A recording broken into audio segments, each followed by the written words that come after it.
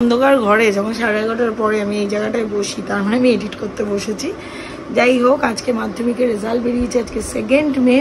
যারা যারা মাধ্যমিক পরীক্ষা দিয়েছিলে, আশা করি প্রত্যেকের রেজাল্ট খুব ভালো হয়েছে। সবাইকে অনেক অনেক অভিনন্দন, অনেক অনেক শুভেচ্ছা। যে যা স্ট্রিম নিশ্চয়ই চুজ করে ফেলেছো। সবকটা স্কুলের ফর্ম আমি তো শুনছি আজকে থেকেই দেওয়া শুরু হয়ে গেছে। তো যাও, গিয়ে তাড়াতাড়ি ফর্মটা তুলে নতুন স্কুলে অ্যাডমিশন নাও। মাধ্যমিক হয়ে যাওয়া মানে স্কুলের গণ্ডিটা প্রায় শেষ। 11-12 না স্কুলটা ঠিক ওইভাবে মানে বলে না, ওইভাবে ঠিক উপভোগ করা যায় না। 11-12টা অনেক বেশি ক্যারিয়ার ওরিয়েন্টেড হয়, তো ওইভাবে না। যাই হোক, সবাই ছোট থেকে, আমি তুই বলছি, তোরা সবাই ছোট থেকে খুব বড় হয়ে গেলি। এরপরে আছে উচ্চ মাধ্যমিক। মাধ্যমিক আর উচ্চ মাধ্যমিক লোকে বলে পুকুর আর সমুদ্র, বাট আমার কাছে উচ্চ মাধ্যমিকটা অনেক বেশি সুন্দর। আমার মাধ্যমিকের টাইমে কোনো সাবজেক্টই ভালো লাগতো না। উচ্চ মাধ্যমিকের টাইমে আমি আমার ফেভারিট স্ট্রিম নিয়ে পড়েছিলাম, বিকজ অফ আমার স্যার আমাকে চুজ করে দিয়েছিল যে হলে তোর এটাতেই হবে। যাই হোক, সে তো রইল পুরানো সেই দিনের কথা। আর সবাইকে অল দ্য বেস্ট। যে যেরকম রেজাল্ট করেছো সবাই সবার বেস্টটা দিয়েছো, সবাই সবার বেস্টটা করেছো। তাই hope for the best and hope for the next. আজকে হয়েছে আমাদের ডাল, এই উচ্ছে ভাজা, বাট আমার সোনার জন্য উচ্ছে সেদ্ধ। এই ডালটা আমার, সব সবজি দিয়ে আমি এই ডালটা শশা দিয়ে ভাত খাবো।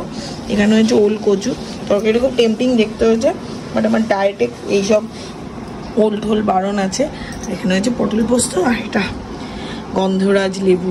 চাটনির অবস্থা একটু খারাপ। লাঞ্চ ফাঞ্চ করে তো চলে এসেছি, বালিশও নিয়ে নিয়েছি, ঘুমোবো না গো। ফোন নিয়ে রেডি, নোটস লিখবো।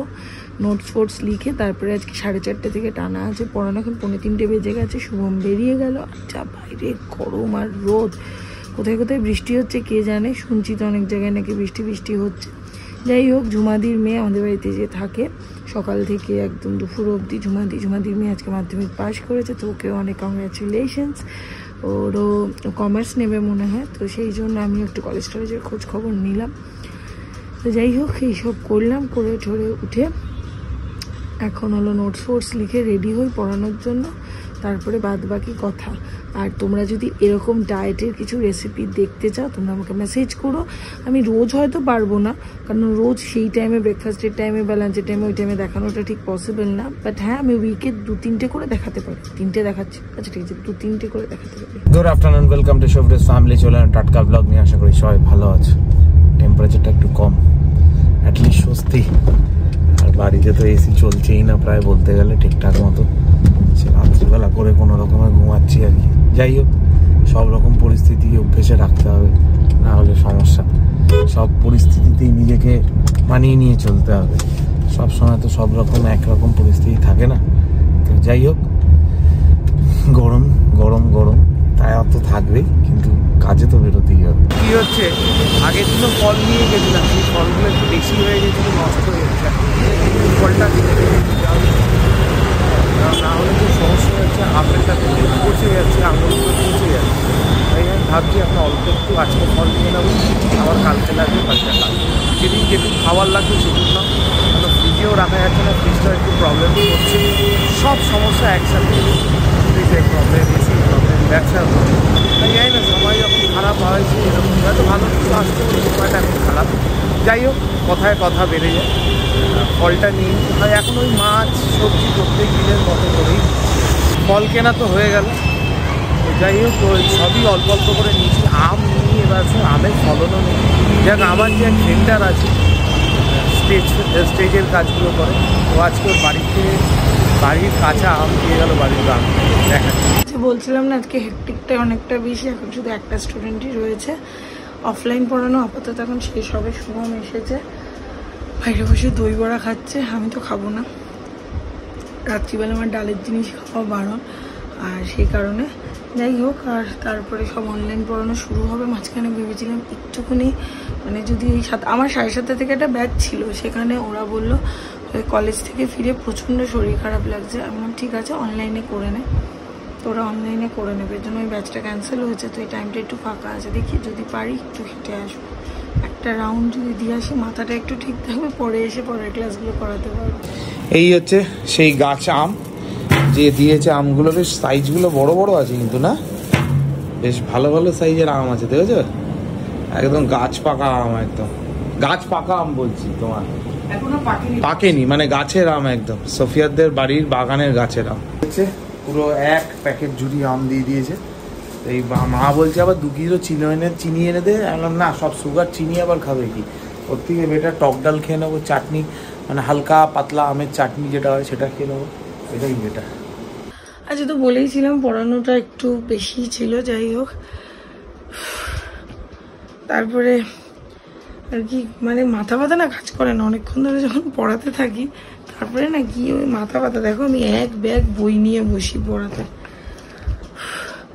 কোনোভাবেই যেন খেল পাই না। তারপরে আর মানে এখন নতুন নতুন সব সেশনগুলো শুরু হচ্ছে, আর 4 বছরের বিবিএ হয়ে যাওয়া তোদের সাবজেক্টগুলো একটু এদিক ওদিক হয়েছে, তো সেখান থেকেও আর কি একটু ব্যাপার স্যাপার অন্য রকমের থাকে এখন। মানে এখন প্রচুর ডেমো ক্লাসের একটা ব্যাপার হয়েছে, যে ম্যাম একটু ডেমো ক্লাস দিন, ডেমো ক্লাসে।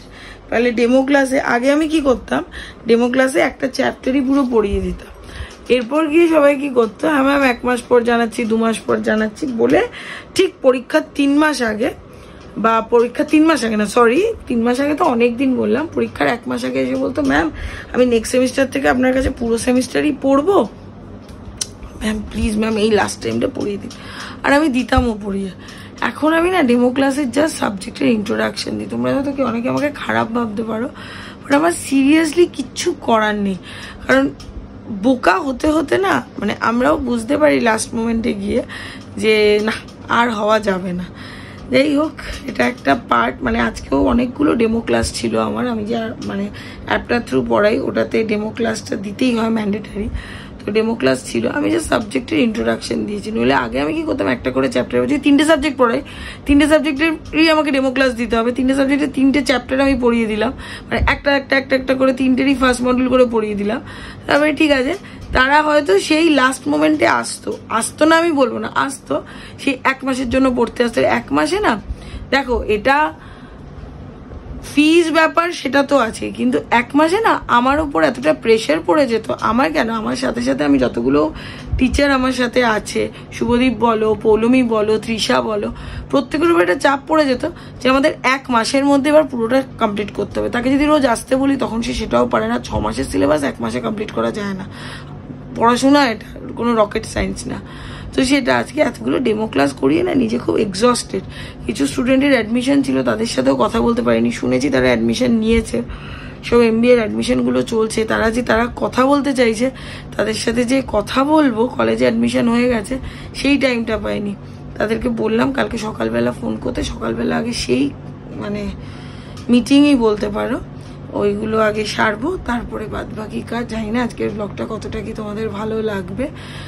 ভালোবাসাটা আগের থেকে একটু বেড়েছে, আর একটু বাড়ালে আমি আর একটু খুশি হব। যাই হোক, যদি আজকের ব্লগটা ভালো লেগে থাকে, ভালো থেকো, সুস্থ থেকো, ভালো রেখো, সুস্থ রেখো, গুড নাইট বলবো না। যদি আজকের ব্লগটা ভালো লেগে থাকে তো do like, share, comment and subscribe করে দিও। আর নিজের ফ্রেন্ডস আর ফ্যামিলির সাথে অবশ্যই ব্লগটা শেয়ার করো। ভালো থেকো, সুস্থ থেকো, ভালো রেখো, সুস্থ